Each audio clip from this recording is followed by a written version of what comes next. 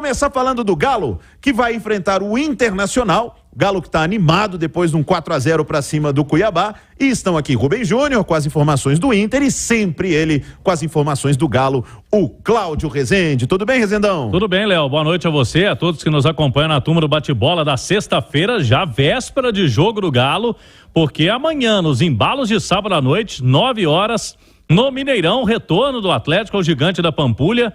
E todos no clube, principalmente os atletas, esperando um gramado bom, né? Um gramado melhor do Mineirão em relação, principalmente àquele jogo da estreia do Campeonato Brasileiro, foi quando o Galo jogou por último contra o Vasco da Gama. Naquele jogo lá, os jogadores reclamaram bastante das condições do gramado, que passou aí por mudança no piso, agora a grama de inverno, e o treinamento último aconteceu agora há pouco na cidade do Galo.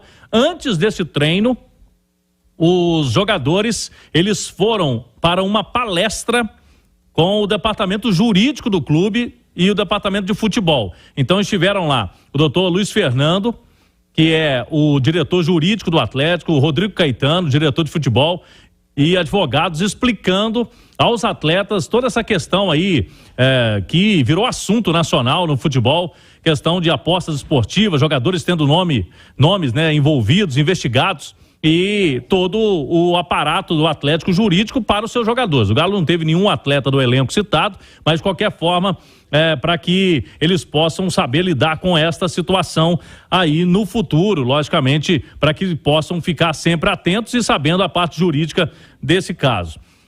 Sobre o time, Léo Figueiredo e amigos, sempre o técnico Cudê, ele vai rodando o elenco. Não é novidade, de jogo para jogo ele muda. Não acredito que amanhã ele vai repetir a escalação de quarta-feira.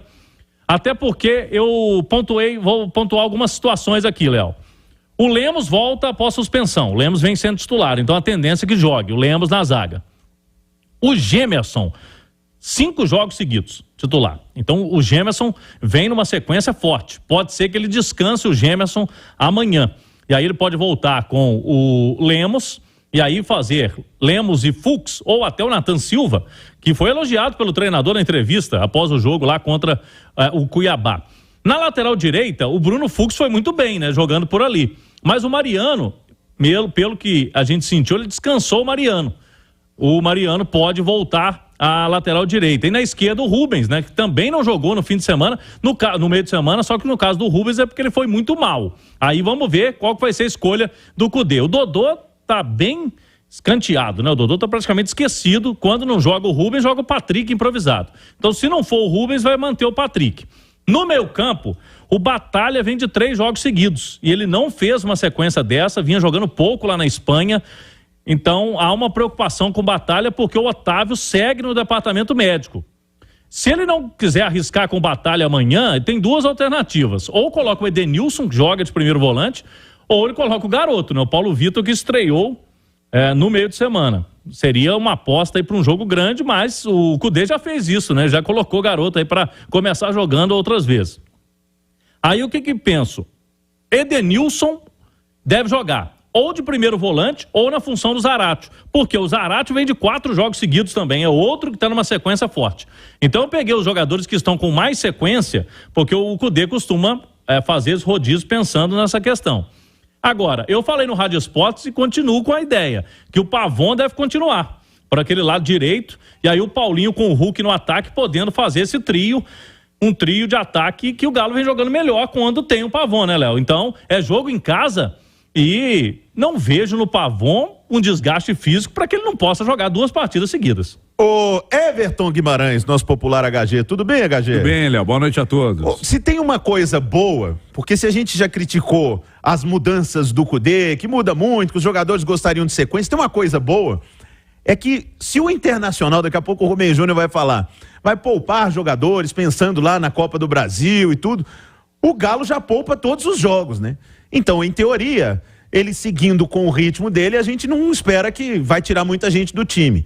Mas o Cláudio pontuou alguns jogadores aí que estão vindo de 3, 4 jogos que ele possa mexer. Agora, se ele mexer no Pavon, ele não tem desculpa, HG. É que o que é importante saber é se todas as alterações que ele faz, eu sei que esse assunto é chatérrimo, mas se todas as alterações que ele faz efetivamente são por orientação, porque ele disse que ele busca orientação na fisiologia e ele também define, ele altera diante do adversário do jogo. Então eu entendo que para o jogo contra o Inter, principalmente nesse trio de frente, eu entendo que ele não deveria mexer. Mas gostaria muito de... mas aí você está se apegando à lei do ex. Não, é porque eu acho que tem um apetite diferente de colocar um Saravia para rodar, de colocar um Edenilson para rodar, de colocar um Patrick para rodar, mas no lugar de quem? Aí é problema dele, ele não muda tanto. Então ele que se vire para achar lugar pro Edenilson, pro Patrick e pro Saravia no jogo contra o Internacional. Você acha que tem uma vingança com o Inter aí? Não, eu acho que tem vingança, mas há um apetite diferente. Léo, se eu tô vindo aqui pra te falar isso é porque tem informação. Então me dá, então faz a informação, vai ficar escondendo informação? De jogador com apetite pra pegar o ex-clube, é apenas isso, e o apetite do próprio Cudê, que passou por lá, que criou uma quizumba com o ex-presidente Marcelo Medeiros e tal. Então esse jogo tem um gosto muito mais especial do que simplesmente mais um da tabela, você pode ter certeza disso. Vamos